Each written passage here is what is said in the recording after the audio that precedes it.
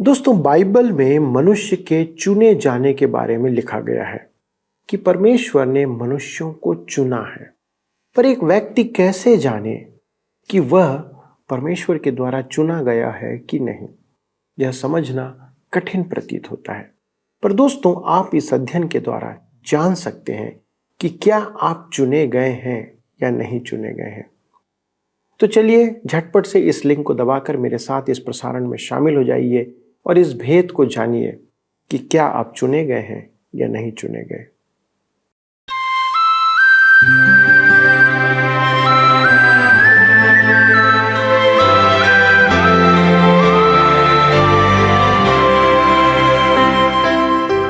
प्रिय मित्रों, आप सभी को सत्य वचन की पूरी टीम की ओर से प्रेम भरा सलाम।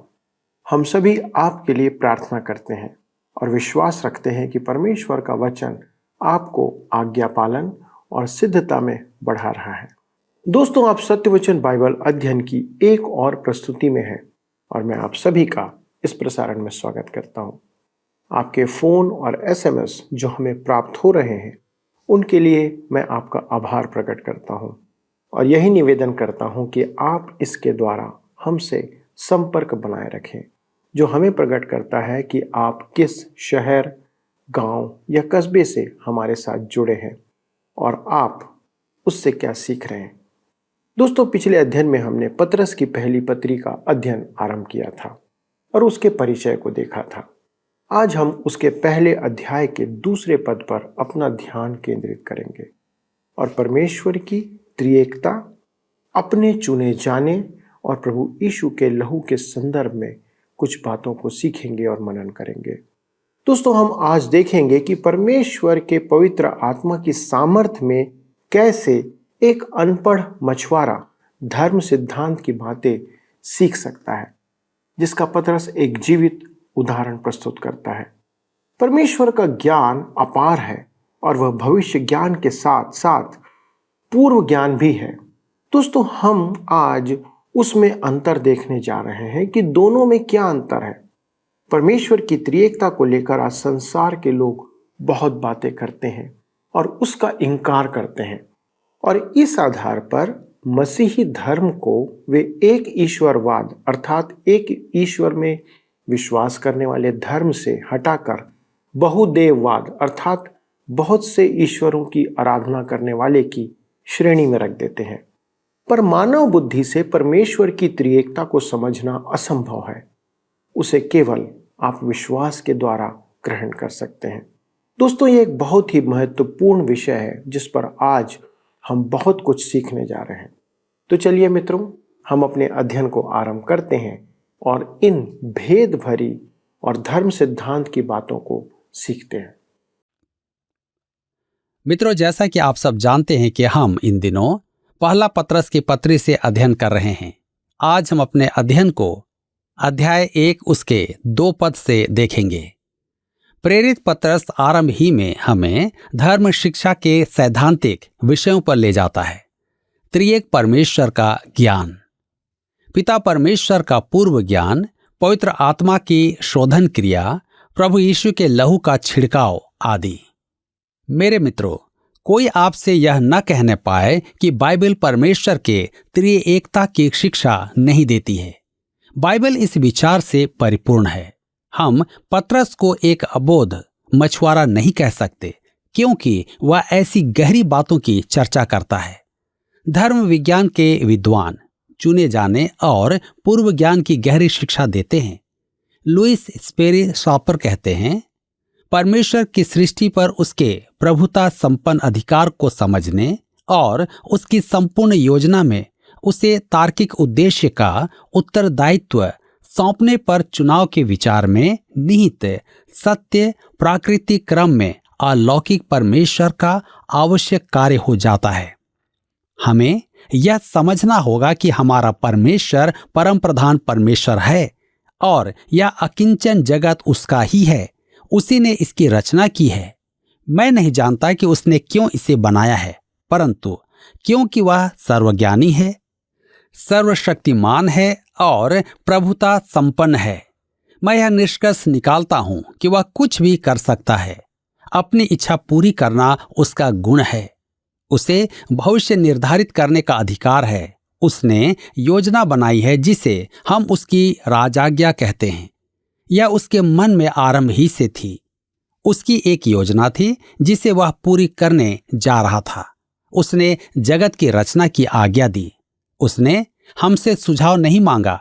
उसने तो मुझसे यह भी नहीं पूछा कि मैं पैदा होना चाहता हूं या नहीं। वह चाहता तो मुझे जन्म ही न लेने देता, परंतु उसने ऐसा नहीं किया।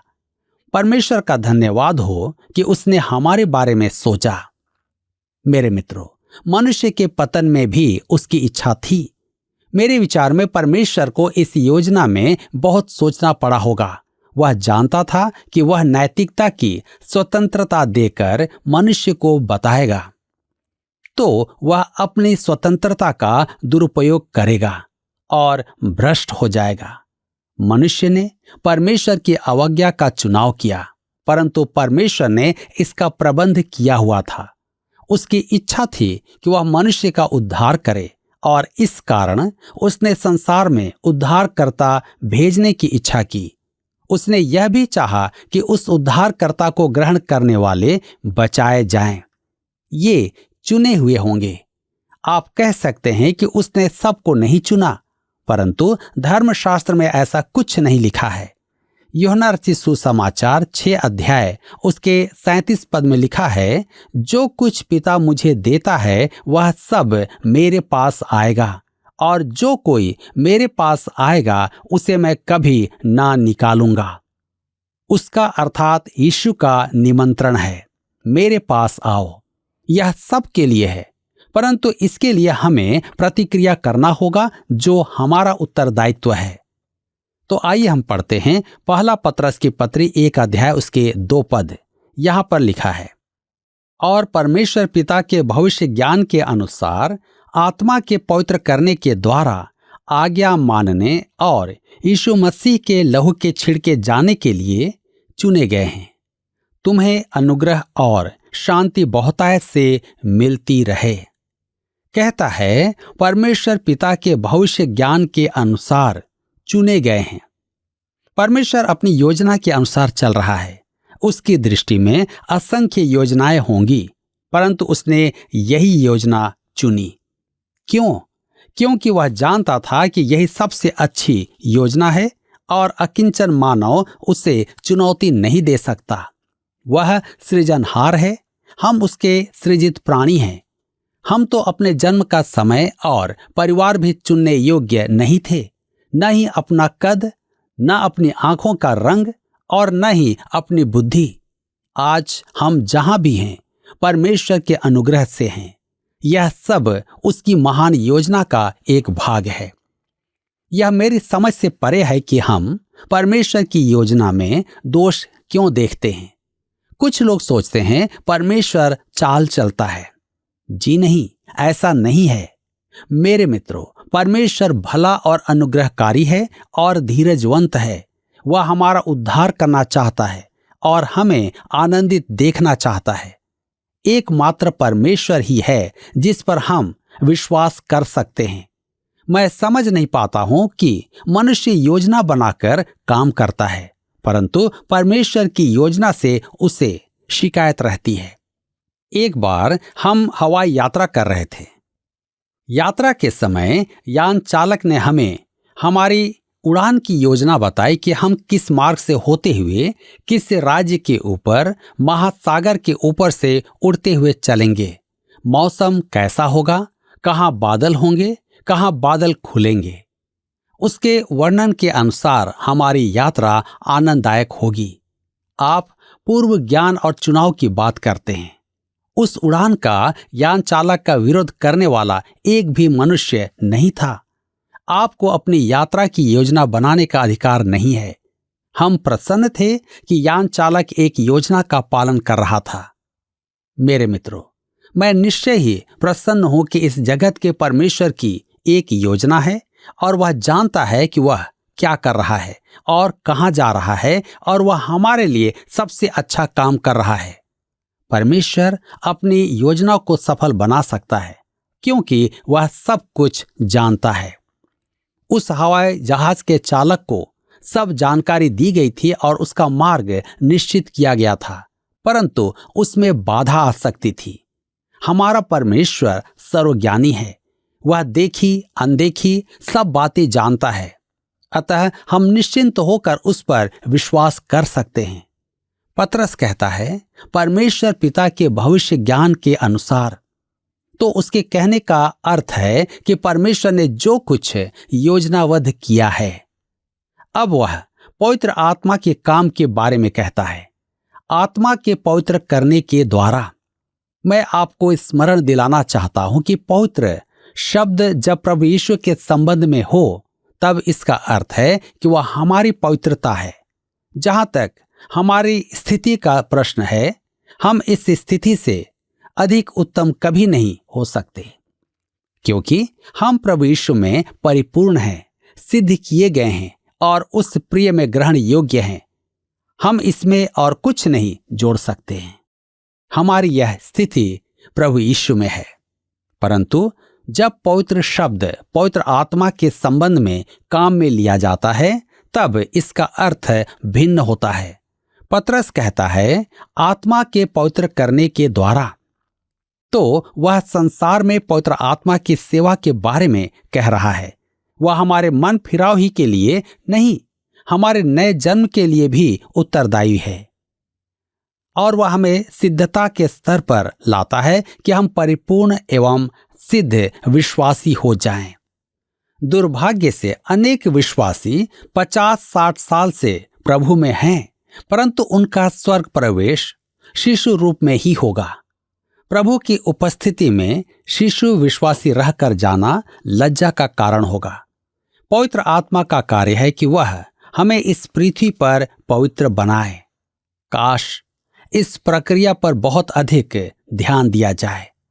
आज अनेक संस्थाएं आपको विशेषज्ञ परामर्श देती हैं कि परिपूर्ण विश्वासी, एक सिद्ध विश्वासी और तृप्त विश्वासी कैसे बने। मेरे मित्रों, काश ऐसा न हो कि आप कभी भी प्रभु पर अपनी निर्भरता और उसके बिना अपनी अपूर्णता के बोध से वंचित हों, क्योंकि वह आपका उद्धार करता है। मैं इन आत्मनिर्भर विश्वासियों से ऊब गया हूं। वे जहां भी मुझसे भेंट करते हैं, शिकायत करते हैं कि मैं आत्मनिर्भर बनना नहीं चाहता हूं। कृपया मुझे उनका आलोचक न समझें। मैं केवल यही कहना चाहता हूं कि परमेश्वर का वचन कहता है कि पवित्रता पवित्र आत्मा देता है, न कि मनुष्य का कोई मार्ग। मैं फिर कहता हूं कि त्रिएकत्व की परिपूर्णता यहां है। परमेश्वर पिता के भविष्य ज्ञान के अनुसार आत्मा के पवित्र करने के द्वारा आज्ञा मानने और यीशु मसीह के लहू के छिड़के जाने के लिए चुने गए हैं। पिता परमेश्वर ने योजना बनाई कि प्रभु यीशु के क्रूस पर बलिदान देने के व्यक्तिगत लाभ के द्वारा आज्ञा पालन, जिसकी रक्षा आज भी पवित्र आत्मा करता है। आप शायद सोच रहे होंगे कि आप कैसे जानेंगे कि आप चुने हुए हैं। हेनरी वार्ड बीचर ने मनुष्यों को वर्गों में विभाजित किया है, जो इच्छा रखते हैं और जो इच्छा नहीं रखते हैं। आप एक सरल से परीक्षण से जान सकते हैं कि आप चुने हुए हैं या नहीं। क्या आप प्रभु के आज्ञाकारी हैं? क्या प्रभु यीशु वास्तव में आपका प्रभु है? यदि वह आपका प्रभु है तो आप उससे प्रेम करेंगे। प्रभु यीशु ने कहा था, यदि तुम मुझसे प्रेम रखते हो तो मेरी आज्ञाओं को मानोगे। क्या आप अपनी इच्छा को परमेश्वर की इच्छा कहते हैं, या आप वही करते हैं जो वह चाहता है? यदि आप उसके हैं तो आप उसकी आज्ञाओं को मानेंगे। तब आगे कहता है, यीशु मसीह के लहू के छिड़के जाने के लिए। प्रभु यीशु के लहू के बारे में प्रायः कुछ कहा नहीं जाता है, रूढ़िवादी वर्ग में भी। जब तक लहू उसके शरीर में प्रवाहित था तब तक उसमें उद्धारक क्षमता नहीं थी, परंतु जब वह अनमोल लहू बहा तब प्रभु यीशु ने हमें जीवन दान दिया। शरीर का जीवन लहू में होता है। उसने लहू बहाया कि हमें अनंत जीवन मिले। स्मरण रखें कि पतरस यहूदियों को पत्र लिख रहा है जो यहूदी धर्म को मानते थे। वे पुराने नियम का पालन करते थे। वे जानते थे कि प्रायश्चित दिवस पर महायाजक लहू लेकर परम पवित्र स्थान में प्रवेश करता था और दया आसन पर 7 बार छिड़कता था। अब प्रभु यीशु अपने ही लहू लेकर परमेश्वर के सिंहासन के निकट गया, जहां हम पापियों का न्याय होता है। वहां उसने अपना लहू छिड़का। उसने अपनी जान देकर हमारे लिए मूल्य चुकाया। अब वह दंड का सिंहासन अनुग्रह का सिंहासन बन गया, जहां आकर हमें उद्धार प्राप्त होता है। मेरे मित्रों, जब तक प्रभु यीशु के लहू का मूल्य व्यक्त न किया जाए, तब तक सुसमाचार प्रचार नहीं हो सकता। क्रूस की ठोकर यह है कि उसने अपना लहू बहाया। यह एक रमणीय बात नहीं है, परंतु हमारे पाप तो बहुत कुरूप हैं, जिनके कारण प्रभु यीशु का मरना आवश्यक हुआ। मुझे एक रेल दुर्घटना स्मरण आती है। रेलगाड़ी ने एक कार को टक्कर मारी और उस दुर्घटना में अनेकों की जानें गईं। वहां के चौकीदार से प्रश्न किए गए, आप दुर्घटना के समय कहां थे? उसने कहा, मैं क्रॉसिंग पर ही था। क्या आपके हाथ में लाल बत्ती थी? जी हां। क्या आपने बत्ती हिलाकर खतरे की चेतावनी दी थी? जी हां, मैंने चेतावनी दी थी। न्यायालय ने उसे दोष मुक्त कर दिया। जब वह बाहर जा रहा था, तब बुदबुदाकर कहने लगा, अच्छा हुआ कि उन्होंने यह नहीं पूछा कि बत्ती जल रही थी या नहीं, क्योंकि बत्ती बुझी हुई थी। मेरे मित्रों, आज रूढ़िवाद और प्रचार की बहुत बत्तियां हिलाई जाती हैं, परंतु जब तक प्रभु यीशु के लहू का संदेश न हो और पापों से शुद्ध करने के लिए लहू के छिड़काव का संदेश न हो, तब तक बत्ती में प्रकाश नहीं होगा। अब हम एक मुख्य शब्द देखते हैं, अनुग्रह। त्रिएक परमेश्वर के कार्य द्वारा अनुग्रह। परमेश्वर आपके लिए सोच रहा था। प्रभु यीशु आपके लिए मरा और पवित्र आत्मा आप में अंतर्वास करके आपको एक अधिक अच्छा मनुष्य बनाता है, और तब परमेश्वर आपको अनुग्रह द्वारा उद्धार देता है। इसलिए आगे कहता है, तुम्हें अनुग्रह और शांति बहुतायत से मिलती रहे। परमेश्वर के अनुग्रह के बिना आप परमेश्वर की शांति को अनुभव नहीं कर सकते हैं। मुझे किसी पंथ के अनुयायी ने पत्र लिखा कि उसके मन को शांति नहीं है। मैं आपको आज बता देता हूं कि यदि आप विश्वास न करें कि प्रभु यीशु ने आपके पापों के लिए अपना लहू बहाया, तो आपके मन में शांति वास नहीं करेगी। जब आपको यह विश्वास हो जाता है कि आपके पाप क्षमा हुए, तब आप में आत्मविश्वास, शांति और आनंद भर जाता है। शमौन पतरस बिना प्रकाश की बत्ती नहीं हिला रहा है। वह मात्र सिद्धांत की बात नहीं कर रहा है। यह मछुआरा प्रभु यीशु के लहू से प्राप्त अनुग्रह और शांति का व्यक्तिगत अनुभव कर चुका था, क्योंकि प्रभु यीशु ने स्वयं उससे बताया था। वह यीशु को मरते, दफन होते और फिर जी उठे देख चुका था, और यहाँ डांवाडोल सिर चढ़ा मनुष्य अब चट्टान बन गया था। वह पिन्तेकुस्त के दिन खड़ा होकर प्रभु यीशु की मृत्यु और पुनरुत्थान की घोषणा करने योग्य था। वह जेल जाने के लिए तैयार था, कष्ट उठाने के लिए तैयार था। उसने यह पत्र लिखा और अंत में सुसमाचार के निमित्त क्रूस पर चढ़ाया गया। मेरे मित्रों, पतरस की इस पत्री के दूसरे पद पर मनन करके आप कभी नहीं कहेंगे कि वह एक अज्ञानी मछुआरा था। वह चुने जाने, पूर्व ज्ञान, पूर्व निर्यात और पूर्व अभिषेक जैसे गूढ़ विषयों पर चर्चा करता है।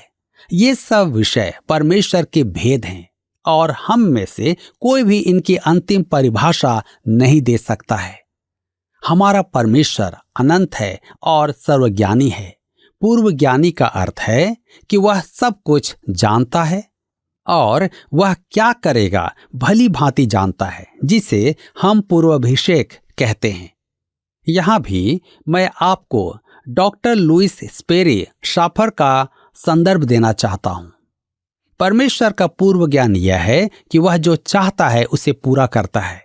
इस प्रकार छोटी से छोटी बात से लेकर बड़ी से बड़ी बात तक परमेश्वर की निश्चयात्मक इच्छा के अनुसार उसकी प्रभु सत्ता के निमित्त पूरी होती है। इसी प्रकार परमेश्वर का पूर्व ज्ञान उसके पूर्वाभिषेक से अति घनिष्ठ संबंध रखता है। अतः परमेश्वर का पूर्व ज्ञान उसके सर्व ज्ञान से अलग रखता है, क्योंकि सर्व ज्ञान भूतकाल, वर्तमान काल और भविष्यत काल की सब बातों को जानता है, जबकि उसका पूर्व ज्ञान केवल भविष्य संबंधित होता है। मेरे मित्रों, हम अनंत परमेश्वर की चर्चा कर रहे हैं और हमारा ज्ञान सीमित है। कहा जाता है कि 4 किलो का मस्तिष्क काफी भारी होता है, परंतु मैं नहीं सोचता कि यह 4 किलो का मस्तिष्क अनंत परमेश्वर को समझ सकता है, क्योंकि वह सर्वज्ञानी है जो सब घटनाओं को जानता है, हो रही है और होने वाली सब घटनाएं। इसलिए मैं उसमें विश्वास करता हूं और करते रहना चाहता हूं। अब प्रश्न यह है कि क्या आप उस पर विश्वास करना चाहते हैं? क्या आप उस पर विश्वास करते हैं? निर्णय आपको लेना है। मित्रों, आपने देखा कि पतरस की सेवा का केंद्र सजाती भाई बहन थे और वह चाहता था कि वे भी उस ज्ञान में आए जिसे पतरस ने प्राप्त कर लिया था, और वह है मसीह यीशु के लहू के द्वारा पापों की क्षमा और उद्धार। पर दोस्तों, आज हमारी कलीसिया में ऐसे अनेक जन हैं जो कलीसिया के सदस्य तो हैं, पर उनके उद्धार प्राप्ति पर हम संदेह कर सकते हैं। कारण यह है कि हम वे बातें नहीं देख पाते जो वचन कहता है, अर्थात उनके जीवन में। मित्रों, एक विश्वासी होने के नाते हमारे आसपास बहुत से ऐसे लोग हैं जिन्हें आज मसीह यीशु के उद्धार के अनुभव में आने की आवश्यकता है। आप उनके प्रति क्या विचार रखते हैं? आप उनके लिए क्या कर रहे हैं? यह हम सभी की जिम्मेदारी है। जैसा कि हमने सुना था, एक विश्वासी एक चट्टान है, जैसे कि स्वयं पतरस था, और हमारा काम है कलीसिया के उन लोगों को पूर्ण विश्वास में लाना, उद्धार के कार्य को उनके जीवन तक लाना। उद्धार और पापों की क्षमा कोई कलीसियाई रीति रिवाज या अनुष्ठान नहीं है, पर यह एक व्यक्तिगत संबंध है प्रभु यीशु मसीह के साथ, जिसका अनुभव बहुत से सदस्यों ने अब तक नहीं किया है। क्या आप उनके लिए कुछ कर रहे हैं? या आप उनके लिए क्या कर सकते हैं? क्या आप उनके लिए चिंता करते हैं? क्योंकि परमेश्वर का अनुग्रह सभी मनुष्यों के लिए है, और जिसे वह प्राप्त हो चुका है वह ही उसे दूसरों तक पहुंचा सकता है। यह अध्ययन हमें एक चट्टान के समान उस सेवा के लिए प्रोत्साहित करता है। क्या आप उसके लिए तैयार हैं मित्रों? यदि हाँ, तो आइए हम प्रार्थना में समर्पण करें और उस सेवा में जुट जाएं जो परमेश्वर ने हमें प्रदान किया है। आइए प्रार्थना करें।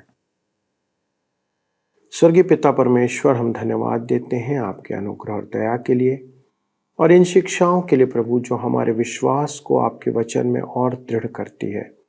हमारी विनती है पिता, हमारे सभी भाई बहनों के लिए, दर्शकों के लिए, बच्चों जवानों के लिए, कि पिता परमेश्वर इनके जीवन में आपका वचन कार्य करता रहे।